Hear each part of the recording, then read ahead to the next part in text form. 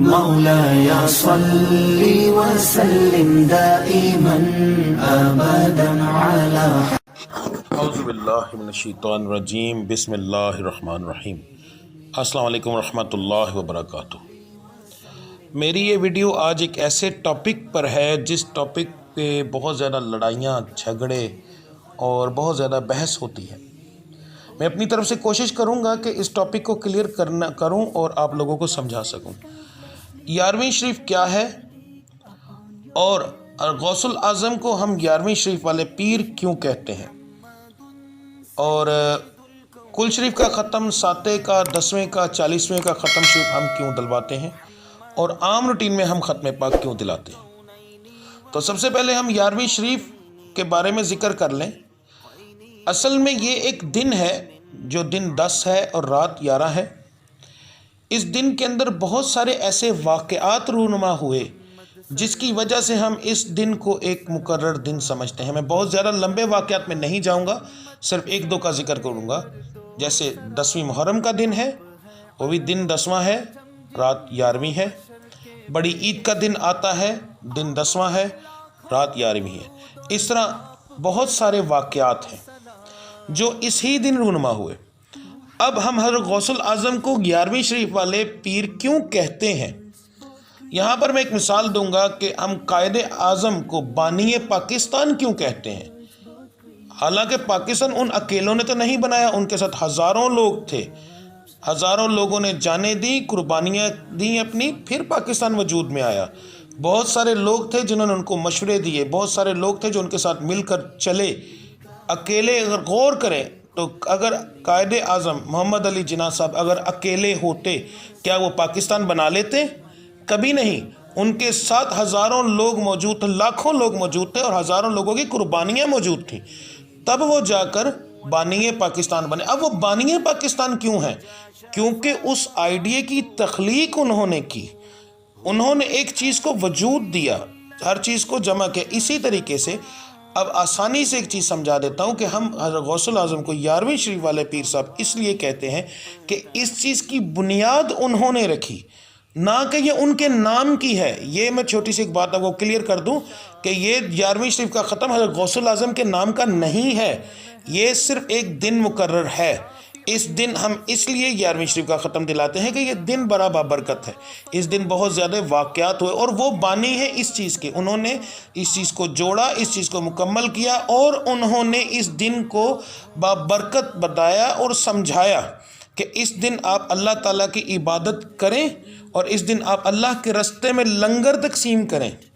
اب ختم شریف، یہاں پر ایک چیز بتا دوں، 11ویں شریف، کل شریف کا ختم، ساتیں کا ختم، 10ویں کا ختم، 40ویں کا ختم یا دوسرے ختم ہوتے کیا ہیں، یہ ختم دلائے کیوں جاتے ہیں، ان کا مقصد کیا ہے؟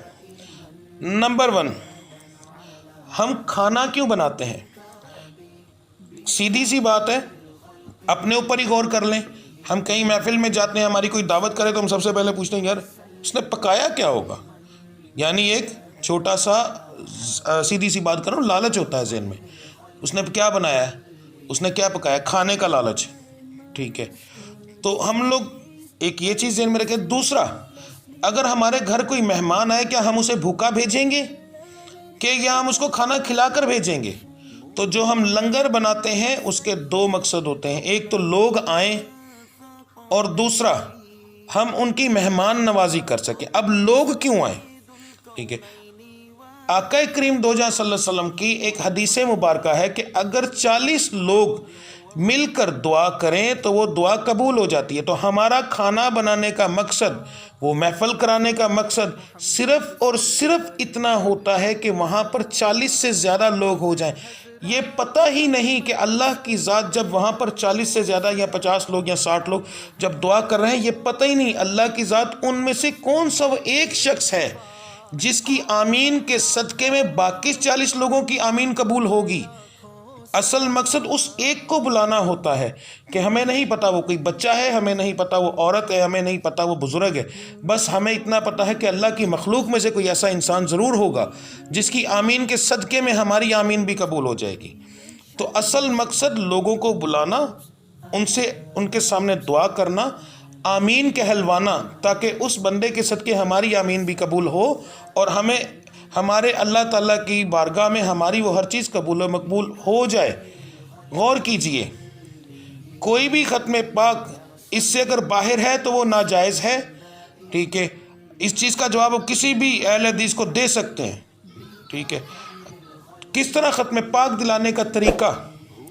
سب سے پہلے لنگر یعنی کہ کھانا بنائیں اپنے لوگوں کا مہمان نوازی کرنے کے لیے۔ اب ہم نے کیا کیا؟ ہم نے کھانا بنا لیا۔ اب محفل پاک کیا ہوتی ہے؟ غور کیجئے گا، کوئی بھی محفل پاک کے شروعات میں تلاوت کلام پاک ہوتی ہے۔ اس تلاوت کلام پاک میں غور کریں، کسی غیر اللہ کا ذکر نہیں، صرف اور صرف اللہ تعالیٰ کی ذات کا ہی ذکر ہے۔ کیا وہاں پر کیا قرآن کے اندر کسی اور کا ذکر آ گیا؟ ہم نے قرآن کی آیت کو بدل کے بیچ میں 11ویں شریف والے پیر لکھ رہی ہے؟ نہیں، وہ صرف اللہ تعالیٰ کی ذات کا ذکر ہے اور پیور خالص قرآن مجید ہے۔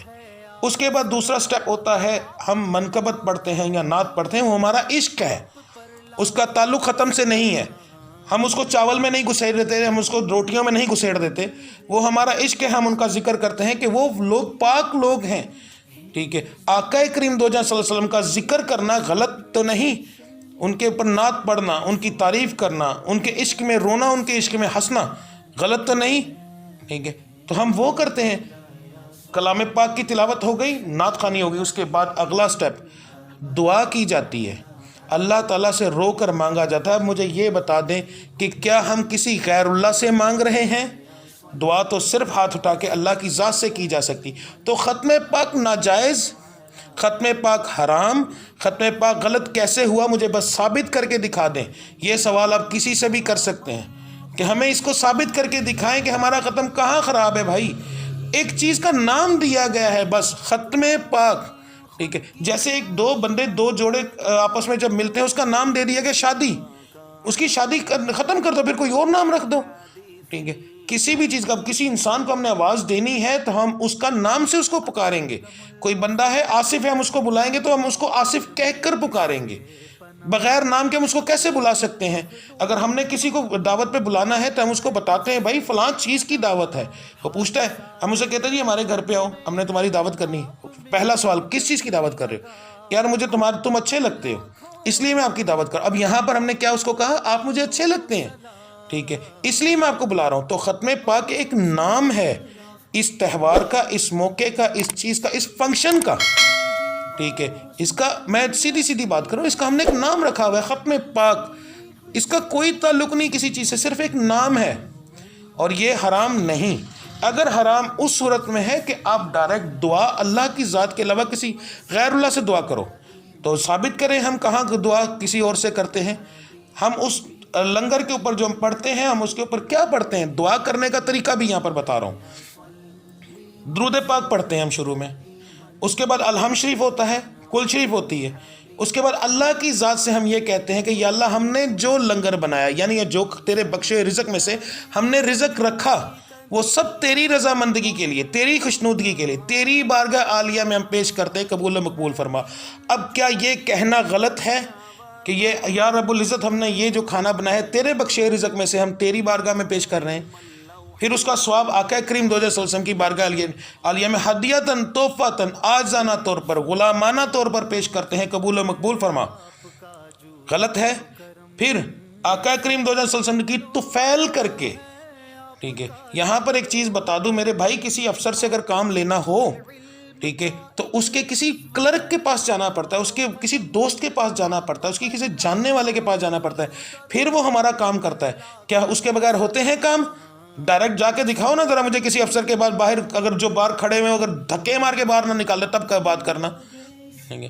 مگر یہ ہے کہ ہمیں سب سے پہلے دربانوں سے بھی ملنا پڑتا ہے، اس کے دوست سے بھی ملنا پڑتا ہے، ہمیں سفارش ڈالنی پڑتی۔ تو آقا کریم دو جہاں صلی اللہ علیہ وسلم ہماری وہ سفارش ہیں جس کی بارگاہ میں ہم جب جاتے ہیں تو پیارے محبت سے ہماری جب درخواست آگے جاتی ہے ان کے وسیلے سے، تو یقین مانیں ہمارے ٹوٹے پھوٹے الفاظ بھی قبول ہو جاتے ہیں۔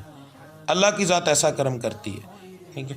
تو یہ طریقہ ہے۔ اس کے بعد ہم آقا کریم صلی اللہ علیہ وسلم کی طفیل کر کے تمام جتنے بھی ہیں آقا کریم صلی اللہ علیہ وسلم کے والد صاحب، والدہ صاحبہ، بیویاں، بیٹیاں، بیٹے، نواسیاں، نواسے، تمام آل اولاد کی روح پاک کو بخشیں، ٹھیک ہے، 5 تن پاک، 12 امام، 14 معصوم، 72 تن شہدائے کربلا کی روحوں کو بخشے۔ تو اس طریقے سے کر کے ہم تمام لوگوں کے لیے بخشش کے لیے دعا کرتے ہیں، ان کی ارواح کے لیے یہ جو ختم پاک دلایا جاتا ہے اس کا ثواب ان کو بھیجتے ہیں۔ اس کے بعد اپنے لیے دعا کرتے ہیں کہ یا اللہ ہمیں رزق میں برکت عطا فرما، ہمارے بچوں کو رزق میں برکت عطا فرما، بیماریوں سے نجات عطا فرما۔ یہ ساری چیزیں کر کے ہم دعا کرتے ہیں اس اللہ کی ذات سے۔ اب یہاں پر ایک بھی چیز اگر غلط ہے تو بھائی ہمیں غلط کہہ دو، ہم مان لیں گے۔